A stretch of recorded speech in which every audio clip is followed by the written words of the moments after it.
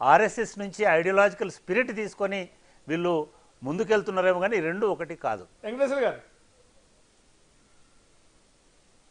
దీంట్లో RSS Bharatiya Janata party ఇది ఒక రాజకీయ పార్టీ, రాజకీయ క్షేత్రంలో పనిచేస్తుంది.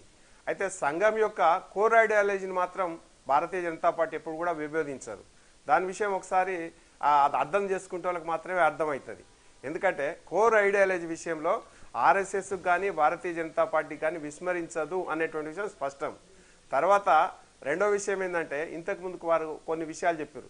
ఎలక్షన్లో ఓటమికి కారణం కేవలం భారతీయ జనతా పార్టీ నాయకత్వం అనేటువంటి విషయంలో సంఘం చెప్పింది అనేటువంటి విషయం వారు మనకు చెప్పడం జరిగింది. అయితే ఇక్కడ నేను చెప్పేది ఏంటంటే, కేవలం Congress party విస్తృతమైనటువంటి fake ప్రచారంతో Bharatiya Janata party ఓడిపోయింది అనేటువంటిది మేము నమ్ముతా ఉన్నాం. ఒకటి, రాజ్యాంగాన్ని సవరిస్తారు, 400 సీట్లు వస్తే రిజర్వేషన్లు ఎత్తేస్తారు అనేటువంటి విషయంలో వాళ్ళు నేరేటివ్ క్రియేట్ చేయగలిగినారు. దాన్ని తిప్పికొట్టేటువంటి నేరేటివ్ మేము క్రియేట్ చేయలేకపోయినాం. దాని కారణంగానే మాకు ఎక్కువ నష్టం జరిగింది తప్ప ఆర్ఎస్ఎస్ స్వయం సేవకులు పనిచేయలేదు, భారతీయ జనతా పార్టీ కింది కార్యకర్తలు పనిచేయలేదు. కొంత పని చేయకపోవచ్చు, నేనేమి విభేదిస్తలేను. కొంత అంటే ఎంత పని చేయాలో అంత పని చేయకపోవచ్చు, కానీ పని చేయలేదు, నిష్క్రియాత్వంలో ఉన్నారు అనేటువంటి విషయంలో భారతీయ జనతా పార్టీ కానీ సంఘం కానీ ఎప్పుడు కూడా ఆలోచన చేస్తలేదు. మీరు చెప్పేది కరెక్ట్. రెండోది అంటే మీరు అంటున్నారు కదా, నేను ఒక చాలా కీలకమైనటువంటి ఇష్యూని చెప్తున్నాను. ఈసారి ఎన్నికల్లో ఓటమికి ఈ ఒంటెద్దు పోకడ, ఈ జోడెడ్లు ఒంటెద్దు పోకడ పోవడం అనేది ఒక ప్రధాన కారణం అనేటువంటి విమర్శ రేపు నెక్స్ట్ వీక్ ఆర్గనైజర్లో రాబోతుంది.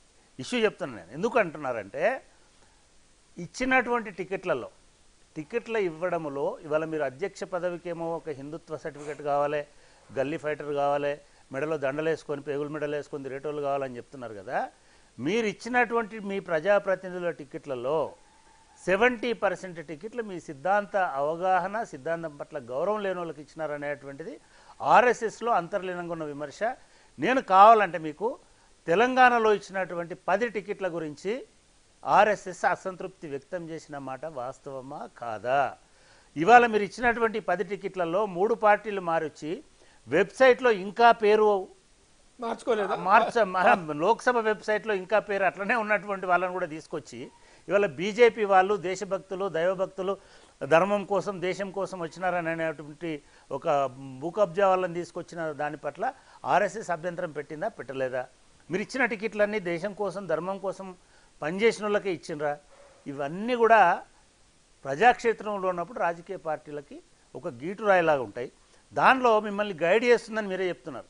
మిమ్మల్ని గైడ్ చేసేటువంటి పార్టీకి కనీస మర్యాద ఇవ్వకుండా, కనీసం వాళ్ళ అభిప్రాయాన్ని తీసుకోకుండా, వాళ్ళ అభ్యంతరాన్ని పరిగణించకుండా ఎట్లా టికెట్లు ఇచ్చిననేటువంటి చర్చ జరుగుతుంది. దేశవ్యాప్తంగా జరుగుతుంది. పర్టికులర్గా తెలంగాణలో మీరు ఇచ్చినటువంటి టికెట్లు ఏ దేశభక్తుడికి, ఏ ధర్మం కోసం, ఏ దేశం కోసం పనిచేసినటువంటి వ్యక్తికి ఇవ్వలేదు. రాజాసింగే బెస్ట్ ఎగ్జాంపుల్గా చెప్తున్నాను. హైదరాబాద్లో రాజాసింగ్కే టికెట్ ఇచ్చుంటే ఒక గీటురాయిగా ఉండేటిది. నిజంగానే రాజాసింగ్ వదిలేయండి, ఎవరో ఒక ఆర్ఎస్ఎస్కి గతంలో మనం గణేష్ ఉత్సవ సమితిలో ఉన్నటువంటి పెద్దలకు ఇచ్చినాం, అంతకుముందు వెంకయ్యనాయుడు లాంటి వాళ్ళకి ఇచ్చినాం, అంతకుముందు ఇంకోళ్ళకి ఇచ్చినాం. ఎవరినో పట్టుకొచ్చేసి అసలు ఎన్నడూ మీ సిద్ధాంతంతో, మీ ధర్మంతో, మీ మిగతా దాంతో సంఘంతో సంబంధం లేని వాళ్ళని పట్టుకొచ్చి వాళ్ళను వాళ్ళ మీద రుద్ది కార్యకర్తలను మీరు ఆగమ చేసిన మాట వాస్తవం కదా? మీరని కాదు, ఓవరాల్గా అటువంటి భావన లేదంటారా?